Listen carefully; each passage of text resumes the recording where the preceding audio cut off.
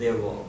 So from that perspective, it worked out well because we were, one of the ones that really got the work initially. We learned from that and were able to build on it. This industry did not exist prior to 2000, 2001. So, how did you choose scratch? How somebody applied to become a TPA when there was nothing of that sort before? So on what basis, what made you successful in that bid? So it wasn't a bid, right? So first you had to get a license from IRDA, and license was based on financial strength and other your management experience and the team that you. So where did you where were you able to show the financial expertise? So there was limited financial, but we were able to tie up with lots of ex-insurance people who really helped us sort of get entry into this space. So that's again goes back to being able to find the right mentors. Don't try to do everything yourself. Look to seek help from people who have done this before, or learn from other people's experience. So you went out and sought some mentors who were from this field, right? Is that? Right. So they helped us sort of put together the plans, and they helped us understand the whole healthcare business. And that's how we really got our license and then initial business. But what we really did was very quickly realize that what we were trying to do here in India could also be done in the US. So at that time US outsourcing business was starting to sort of grow. On the IT side it was already doing well, but on the BPO side it was starting to grow. But on healthcare side, US business has always been very challenging because of PHI, public health or private health information. So because of that, data could not be transferred out of the US. In fact, I remember one of the first prospects that I went to in the US. The CEO said, over his dead body, the data would go out of the US. And I remember, after 3-4 years, the whole company actually got sold to the Indian outsourcing company. But so we, So was MDIndia also doing the TPA work for the US interest? So what we did was we split up the company into two parts. So we kept MDIndia focused exclusively on the Indian healthcare market. And then we created another company called TiE Sourcing, which focused on the US market. Okay. So we split up the company into two parts, specializing in their own respective areas. And both these companies worked out of Pune? Both these companies, were operating out of Pune. So you were living in the US and of course, trying to get customers in the US and India and everywhere. So how did you, who was managing your operation here and what was this? So, my brother was definitely involved in the whole process, and we were really fortunate to be able to build a very good management team that did a great job. Initially, of course, I spent a lot of time here in Pune as well. But we relied on a very good management team, which again, goes back to finding the right people, which I think is critical for success of any venture. Do you find right people? One of the things that we always hear is we don't find the right people. So how do you find the right people? You got to go through the process, and would we say that finding the right people is a big challenge? Absolutely. Yeah, how many of us think so? Okay. Definitely. But you go through the process. You find some good people. So I just want to step back here and talk about the mentoring thing you talked about. One of the things that we always espouse in TiE is the whole philosophy of mentoring, and we spend quite a bit of our energy around that. I think many of us entrepreneurs here would actually benefit from your perspective on what to expect from mentors, why mentoring, what to expect from mentors, and what not to expect as well. So can you just throw a little bit of light on that? Sure. I think the biggest challenge for an entrepreneur is to de-link himself from the company. It's his baby, he starts it, he wants to be involved in every aspect of it, and there is a little bit of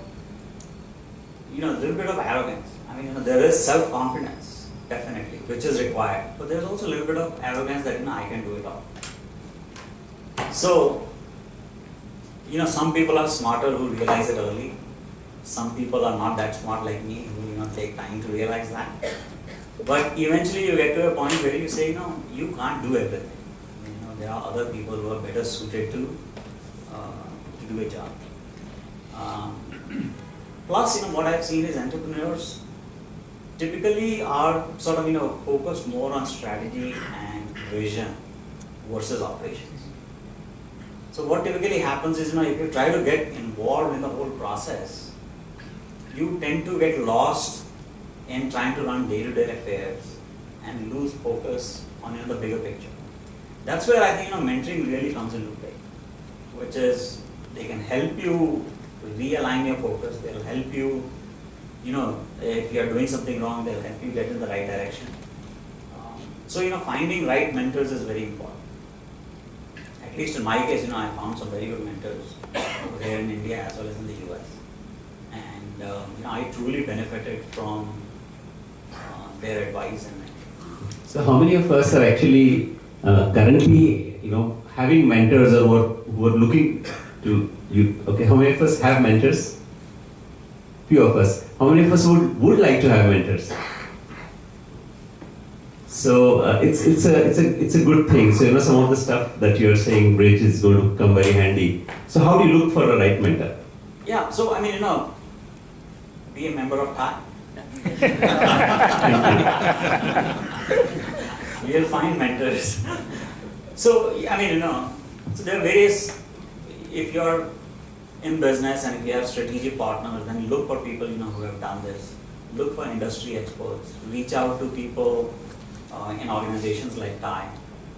That's where you'll learn. That's where you'll be able to get the knowledge, experience, and benefit from other people's experience. True. In fact, I just wanted to kind of reflect a bit on what you said. Mentors actually are very, very critical at certain stages of the organization. And there's so many blind spots, right, that we have as an individual, as an entrepreneur. Of course, there are some strengths as well, of course, right? So actually, a third-party mentor who really has no vested interest in your business per se, has the ability to give us that unbiased advice and kind of show a mirror in front of us. So this is something that you're not doing right. And we often see that having a good mentor actually increases the chances for not only business success but even for finding team members that want to join, finding investors. There's several benefits that actually come. So for those of us who are looking for mentors, I think some of the advice that Brij is giving us as to how to look for mentors and anything about what not to look for in mentors or what you don't expect from mentors. But prior to that, let me share a story Please. With everyone here. So on mentoring and the value of mentoring and finding good advice. So when I was starting out, I was obviously looking for growth capital. So I ended up with a well-known, very famous venture capitalist. And so I explained to him the whole thing, what I was doing, what was going on, and everything else.